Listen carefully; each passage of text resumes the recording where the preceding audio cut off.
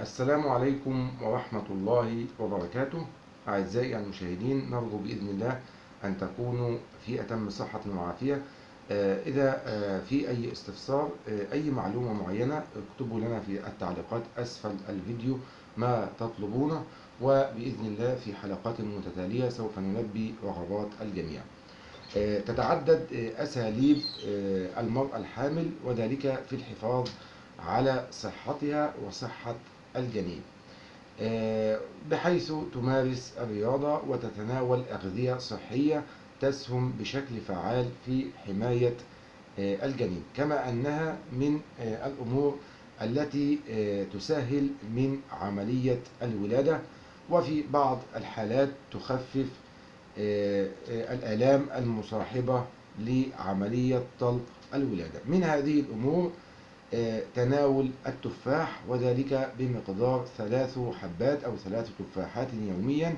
هذا يعطي الأم الطاقة اللازمة ويخفف من الإرهاق الجسدي، والذي بدوره يساعد في إمدادها بالطعام للجنين عن طريق الحبل السري.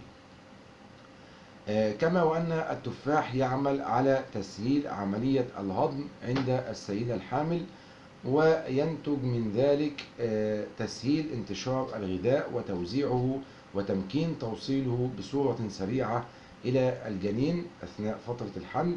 كما ويعمل أكل التفاح على الحد من خطر الإصابة بالربو، وقد أثبتت دراسات عديدة أن النساء الحوامل عند تناولهن التفاح بمقدار 5 حبات أسبوعيا يسهم ذلك في إعطاء الجنين الأغذية والفيتامينات اللازمة، مثل فيتامين A وE وD والزنك، وكلها عناصر مفيدة للأم والجنين.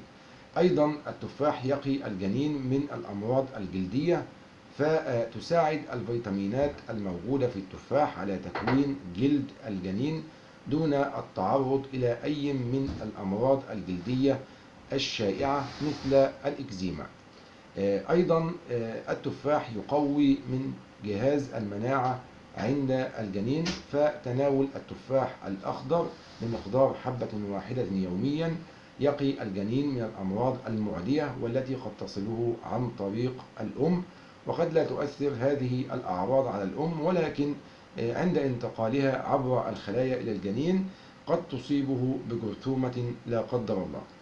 أيضا يعمل أكل التفاح على بناء خلايا العظم، وله دور كبير في بناء الخلايا الجلدية، وذلك لاحتوائه على الزنك وفيتامين A، والذي بدوره يثبت الكالسيوم على الخلايا العظمية، وبالتالي يعمل على تقويتها. أيضا التفاح يزود جسم الجنين بالغذاء، والذي بدوره يقلل من الإصابة بفقر الدم. أيضا يعمل التفاح على تقليل نسبة الدهون، وذلك عند تأكسد المواد التي ينتجها التفاح مع الأغذية والتي تحتوي على الدهنيات، فهو بذلك يقلل نسبة وصولها إلى الجنين. أما بالنسبة لفوائد التفاح بالنسبة للمرأة الحامل، فهو يعمل على التخلص من الاضطرابات المعوية، وذلك لما تحتويه التفاحة الواحدة من ألياف تساعد على تحسين الهضم وإراحة المعدة. كما ويعمل على تسهيل عملية الإخراج عند السيدة الحامل، ففي أغلب حالات ومراحل الحمل تتغير الهرمونات والإفرازات في جسم المرأة، وبالأخص إفرازات جهاز الدوران، والذي يصيبه الخمول في فترة الحمل وينتج من ذلك الإمساك. فالتفاح يساهم في التخلص من الإمساك وزيادة تنشيط جهاز الدوران. كما يعمل على السيطرة على معدل الأنسولين، وذلك عن طريق إخراج السكر ببطء في مجرى الدم، ويعتبر مطهرا ومنقيا من السموم التي قد تصيب الأم. ويعمل أيضا على تقليل الكوليسترول الموجود في الدم، وينتج هذا من طريق خفض إفراز الأنسولين. ويعمل على تخفيض الإصابة بالالتهابات الرئوية، وذلك لضعف الجهاز المناعي عند المرأة الحامل أثناء فترة الحمل، فهو بهذه الطريقة يقتل البكتيريا الضارة والتي قد تصل إلى الرئتين.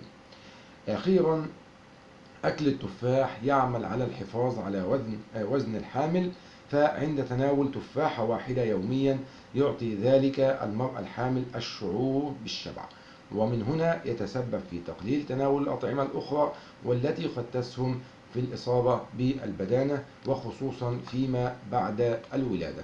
هذا كل ما لدينا عن موضوع أكل التفاح، وقدمنا لحضراتكم فوائد عظيمة لأكل التفاح سواء للمرأة الحامل وللجنين.